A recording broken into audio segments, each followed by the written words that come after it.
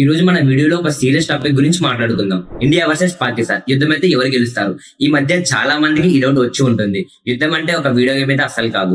ఇది లక్షల మంది ప్రాణాలు అండ్ జీవితాల మీద ప్రభావం చూపిస్తుంది. కానీ ఒక ప్రాక్టికల్ విషయం ఏంటంటే ఇండియా దగ్గర యుద్ధం కోసం రిక్వైర్మెంట్స్ అన్ని ఉన్నాయి. Like soldiers, weapons, air force, economy, old support అన్ని మన ఇండియా దగ్గర పర్ఫెక్ట్ గా ఉన్నాయి. అండ్ ఆల్సో ఏ విధంగా చూసుకున్నా ఇండియా పాకిస్తాన్ కన్నా చాలా స్ట్రాంగ్ పొజిషన్ లో ఉంది. ఇప్పటికీ ఇండియా వారిని మొదలు పెట్టాలని అనుకోలేదు. కాకపోతే సిచ్యువేషన్ వస్తే మాత్రం మన ఇండియా అసలు బ్యాక్ అవ్వదు. ఇప్పుడు మనం ఇండియా పాకిస్తాన్ మధ్య యుద్ధం అయితే ఎవరు గెలుస్తారని క్లియర్ గా డీటెయిల్ గా చూద్దాం. సో ఈ వీడియో చాలా ఇంట్రెస్టింగ్ గా ఉండబోతుంది. ఎక్కడ స్కిప్ చేయకుండా లాస్ట్ వరకు చూడండి. Let's begin this video. First మన ఇండియా స్ట్రెంత్ గురించి ఇన్ డీటెయిల్ గా చూద్దాము. మన ఇండియన్ ఆర్మీ ప్రపంచంలో థర్డ్ లార్జెస్ట్ ఫోర్స్ గా చెప్పుకుంటారు. మన దగ్గర 14 lakhs యాక్టివ్ సోల్జర్స్ కూడా ఉన్నారు. ఇంకా 11 lakhs రిజర్వ్ సోల్జర్స్ కూడా ఉన్నారు.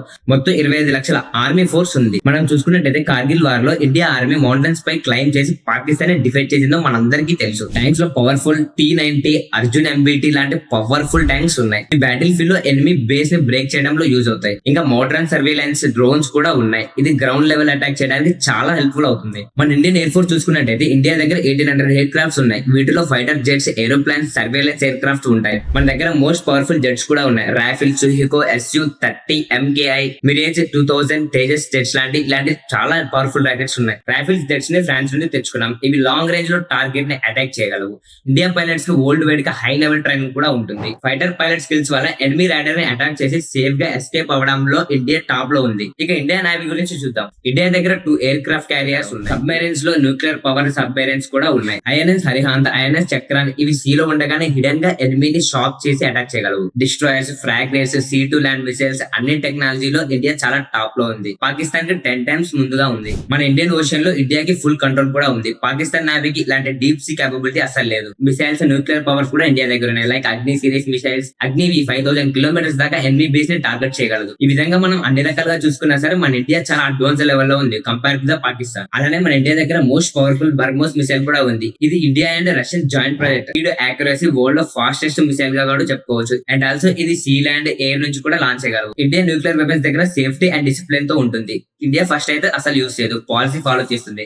కానీ ఎనిమీస్ అటాక్ చేస్తే మాత్రం మన ఇండియా 100% స్ట్రాంగ్ రిటైల్ ఇస్తుంది. ఇప్పుడు మనం India economy and defence budget గురించి మాట్లాడుకుందాం. ఇండియాకి $3.7 trillion ఎకానమీ ఉంది. 2024 నుంచి 25 లో India defence budget around 6.2 lakh crores ఉంది. వెపన్స్ ని అప్గ్రేడ్ చేయడం, సోల్జర్ వెల్ఫేర్, టెక్నాలజీలో ఇన్వెస్ట్మెంట్ చేయడం, ఇలా మన ఇండియా ఫాస్ట్ గా గ్రో అవుతుంది. And coming to the Pakistan army. Pakistan ఆర్మీలో అరౌండ్ 6.5 lakh యాక్టివ్ సోల్జర్స్ ఉన్నారు. అండ్ 5 lakhs రిజర్వ్ సోల్జర్స్ కూడా ఉన్నారు. టోటల్ గా అరౌండ్ 11 lakh ఫోర్సెస్ వాళ్ళకు కూడా ఉంది. అంటే ఒక డీసెంట్ ఆర్మీ కూడా వాళ్ళకు ఉంది. కాశ్మీర్ బార్డర్ ఫైట్ లో ఫ్రీక్వెంట్ అటాక్ చేస్తున్నారు. అండ్ ఆల్సో పాక్ గాలకి ISI అనే ఇంటెలిజెన్స్ యాక్టివ్ లో ఉంది. కానీ పాకిస్తాన్ ఆర్మీలో modern tanks, night vision systems, mountain warfare capability India కన్నా చాలా అంటే చాలా తక్కువ. వాళ్ళకి ఇండియా ఆర్మీ రేంజ్ లో ఎయిర్ డిఫెన్స్ సిస్టమ్ కూడా లేదు. పాకిస్తాన్ ఎయిర్ ఫోర్స్ లో అరౌండ్ 9000 క్రాఫ్ట్స్ ఉన్నాయి. F-16 జెట్స్ వాళ్ళ మేజర్ స్ట్రెంత్. ఇది అమెరికా నుంచి తెచ్చుకున్నారు. అండ్ ఆల్సో ఇంకా JF-17 అనే ఎయిర్ క్రాఫ్ట్ చైనాతో కలిసి తయారు చేశారు. కానీ ఈ ప్లేన్స్ ఇండియా జెట్స్ కన్నా పవర్ లో చాలా అంటే చాలా తక్కువ.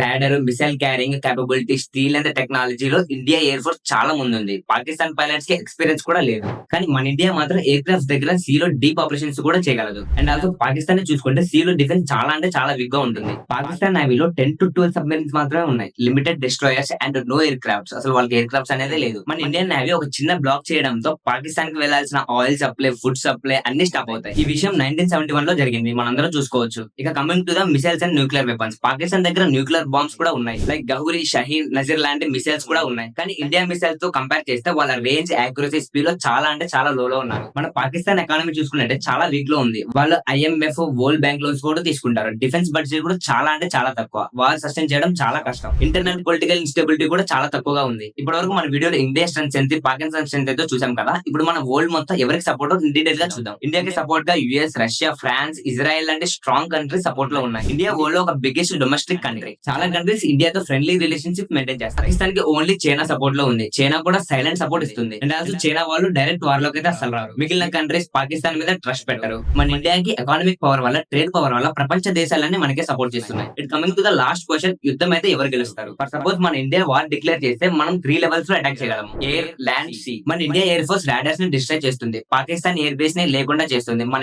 ఇండియన్ నేవీ సీ పోర్ట్స్ ని బ్లాక్ చేస్తుంది. పాకిస్తాన్ కి పెట్రోల్, ఆర్మ్స్ సప్లైస్ రాకుండా ఆపేస్తుంది. మన ఇండియన్ ఆర్మీ గ్రౌండ్ లో ఫాస్ట్ గా అండ్ అడ్వాన్స్ గా బార్డర్ ని క్రాస్ చేస్తుంది. బార్డర్ క్రాస్ చేసి కీ ఏరియాస్ ని క్యాప్చర్ చేస్తుంది. అండ్ ఆల్సో మన భారతదేశం దగ్గర advance drones, satellite, cyber army కూడా ఉన్నాయి. ఇంటెలిజెన్స్ లో పాకిస్తాన్ కన్నా 10 టైమ్స్ బెటర్ లో ఉంది. 1947, 1965, 1971, 1999 వార్ లో ఇండియా గెలిచింది. ఎస్పెషల్లీ 1971 లో 90,000 ప్లస్ పాకిస్తాన్ సోల్జర్స్ సరౌండర్ అయ్యారు. సో లాంగ్ టర్మ్ లో మన ఇండియా డెఫినెట్ గా విన్ అవుతుంది. మనం ఏ విధంగా చూసుకున్నా సరే మన ఇండియా ఏమనుకుంటుందంటే పిచ్చుక మీద బ్రహ్మాస్త్రం ఎందుకని వెయిట్ చేస్తూ ఉంటుంది. అండ్ లాస్ట్ మీకు ఒకటి చెప్పాలనుకుంటున్నా, యుద్ధంలో ఎవరు గెలిచినా సరే చాలా మంది ప్రాణాలు కోల్పోతారు. మనం ఎక్కడ చూసుకున్నా సరే మన ఇండియా యుద్ధం కోసం రెడీ కాదు. బికాస్ మన ఇండియా అనేది పీస్ ని ప్రిఫర్ చేస్తుంది. కానీ మీ అందరూ తెలుసుకోవాల్సిన విషయం ఏంటంటే ఇండియా మీద ఎవరైనా అటాక్ చేస్తే ఇండియా మాత్రం సైలెంట్ గా ఉండదు.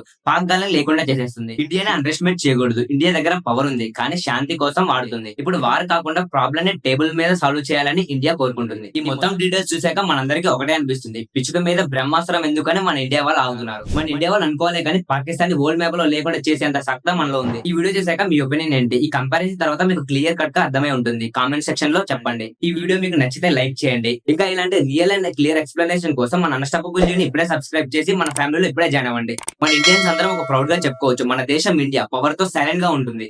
జై హింద్.